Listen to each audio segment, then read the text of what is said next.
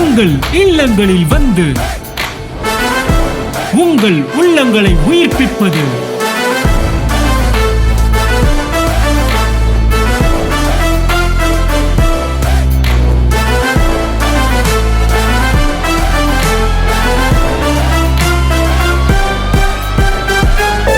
உங்கள் channel DJ.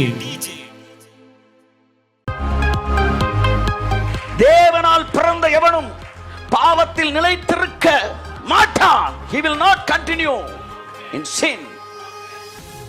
காரணம் எங்க முடிக்கிறான் பாருங்க. அவன் ஜெபிக்கிறான் இல்ல. காரணம் அவன் பைபிள் வாசிக்கிறான் இல்ல. காரணம் அவன் உபவாசிக்கிறான் இல்ல. காரணம் அவன் சர்ச்சுக்கு போறான் இல்ல. காரணம் அவங்க பாஸ்டர் உசுர கொடுத்து கத்துறாரு இல்ல. ஏன் சார் பாவத்தில் நிலைத்திருக்க மாட்டான்? காரணம் தேவனுடைய வித்து அவனுக்குள் தரித்திருக்கிறது.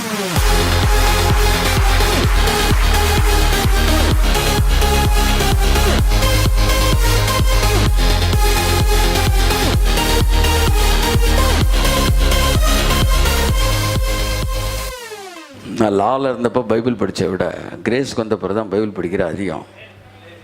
ஆமாம், அப்போ நான் ஜெபிச்சதை விட இப்போ ஜெபிச்சுக்கிட்டு இருக்கிறது அதிகம். ஆமாம், ஜெபமே தேவையில்லை என்பதை பல மணி நேரம் ஜெபம் பண்ணிட்டு வந்தேன் பேசிகிட்டு இருப்பேன். நான் ஜெபம்னு சொல்கிறது எதுன்னு உங்களுக்கு தெரியும். ஆமாம், கேம்புக்கு வந்தவங்களுக்கு தெரியும். 2 ஜெபம்ன்ற வார்த்தைக்கு அர்த்தம் என்னன்னு தெரியும். ஆமாம், காலையில் எழுந்திரிச்சோன்னு உப்புமா கிண்டி வச்சுருக்காங்க. என்ன சொல்கிறீங்க? காலையில் சாப்பாடு வேணான்றீங்க. அடுத்த நாள் காலையில் சப்பாத்தி வச்சு லைட்டாக பீஃப் அப்படியே பரட்டி வச்சு வச்சுருக்காங்க. காலையில் சாப்பாடு என்ன இப்போ நேற்று காலையில் சாப்பாடு வேணான்னா நேற்று சொன்ன காலையில் சாப்பாடு அர்த்தம் வேறு. இப்போ நான் சொல்கிற காலையில் சாப்பாடு அர்த்தம் வேறு. ஆமாம், நான் வந்து ஜெபம் தேவையில்லைன்னும் போது நீ அவனுக்கு தெரியும். அவரே சொல்கிற அந்த அண்டர்ஸ்டாண்டிங். இப்படித்தான் இயேசு பேசும்போது சீசர்கள் பேசும்போது அந்த வார்த்தையின் அர்த்தத்தை அவர்கள் புரிந்து வைத்திருந்தார்கள். என் அன்புக்குரியவர்களே, நன்றாக புரிந்து கொள்ளுங்கள். இது எல்லாம் எது செஞ்சுக்கிட்டு இருக்குன்னா வித்து தான் வேலை பார்த்துக்கிட்டு இருக்கு. இப்போ இந்த வித்துக்கு என்ன நியதி? அந்த நியதியை நமக்குள்ள அது வேலை நடந்துக்கிட்டு இருக்கு. வாசிப்போம். அதை என்னெல்லாம் பார்க்கலாம் நான் யோசிக்கிறேன்னா, அந்த நேச்சர் ஆஃப் அ சீடு, ஒரு சீடோடைய ஒரு சீடு இருக்குது பார்த்தீங்களா, ஒரு வித்து, அதனுடைய இயல்பு தன்மை என்ன என்பதை நீங்கள் புரிந்து கொள்ள வேண்டும். ஒரு ஆலமர விதையை போட்டிங்கன்னா என்ன வரும்? அதுக்கப்புறம் அந்த விதையை போட்டால், அதுக்கப்புறம் அதை போட்டால் 3000 வருஷம் ஆனாலும் ஒரு ஆலமர விதையிலிருந்து இன்னொரு ஆலமரம் தான் வருமே ஒழிய அரச மரம் வர்றதுக்கு வாய்ப்பு இல்லை சார். கையை தட்டுங்க சார். யாராச்சும் வேலி போட்டு பார்த்துக்கிட்டே இருக்கலாம். ஆலமர விதையை போட்டேன், எதுக்கு சார் பார்த்துக்கிட்டே? இல்லை, திடீர்னு அரச மரம் வந்துடக்கூடாதியா? நிம்மதியாக போய் தூங்கு. போட்டது என்ன விதையோ அதுதான் வரும். எனக்குள்ளே விழுந்தது என்ன விதையோ, எனக்குள்ளே இயேசு வெளிப்படுவார். இந்த உலகம் இயேசுவை பார்க்கும். It's a chemical reaction. It's a chemical reaction.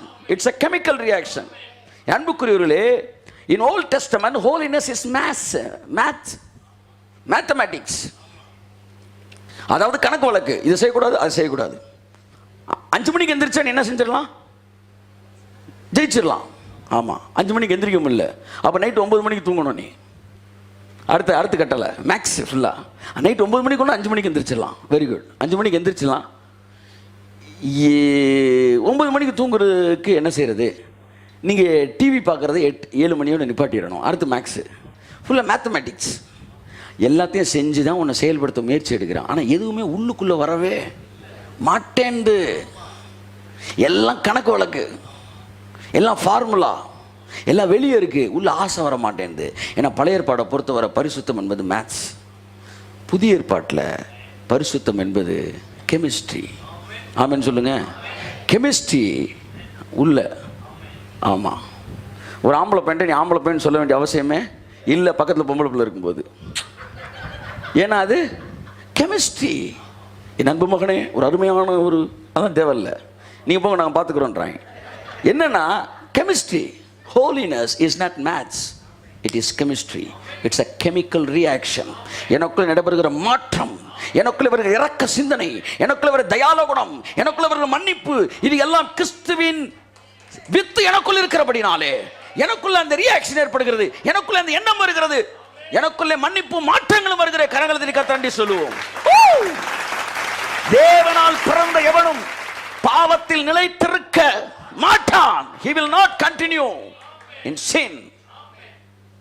காரணம் எங்க முடிக்கிறான் பாருங்க. அவன் ஜெபிக்கிறான் இல்ல. காரணம் அவன் பைபிள் வாசிக்கிறான் இல்ல. காரணம் அவன் உபவாசிக்கிறான் இல்ல. காரணம் அவன் சர்ச்சுக்கு போறான் இல்ல. காரணம் அவங்க பாஸ்டர் உசுர கொடுத்து கத்துறாரு இல்ல. ஏன் சார் பாவத்தில் நிலைத்திருக்க மாட்டான்? காரணம் தேவனுடைய வித்து அவனுக்குள் தரித்திருக்கிறது. கையை தட்டுங்க நல்லா. The reason எது? வித்து. பாவம் செய்ய மாட்டான். அதுக்கு பைபிள் கொடுக்கிற ஒரே ஷூரிட்டி, பைபிள் வாசிப்பார், அந்நிய பாஷையில பேசுவார். கிடையாது. மிரட்டிட்டு போவோம் பிள்ளைகிட்ட, இதை திறக்காதன்ட்டு. நீ போயிட்டு வரக்குள்ள திறந்து பார்த்துருக்கோம். அப்பவே அவனுக்கு தெரியும் எப்படி ஒன்று ஹேண்டில் பண்ணணும். ஓ மிரட்டல் உருட்டல், பாஸ்டர் ரொம்ப மிரட்டி பேசுறாரு. ஆமா, அதுக்காண்டி இருக்கிறவங்களாம் நல்லவன் கிடையாது. பாஸ்டே நல்லவரான்னு யோசிக்கணும். இப்போ பிரச்சனை என்னன்னா, மிரட்டி பேசுகிறோம் நல்ல பாஸ்டர், ஃப்ரீயாக பேசலும் கெட்டவர் கிரேஸ் இல்லை. It is not based on the word of God. It is not based on the not word of God. It is not based on the law. It is not based on some spiritual, so-called spiritual activities. It is not based on something else. It is based on the seed and DNA and the gene. கையத்தட்டோர்தவருக்கு ஆமென். ஆமென், ஆமென், ஆமென்.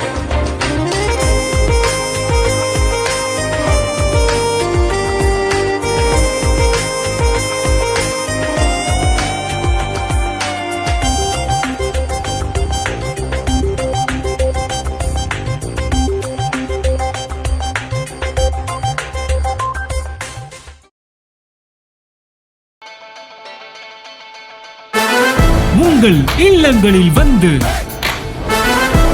உங்கள் உள்ளங்களை உயிர்ப்பிப்பது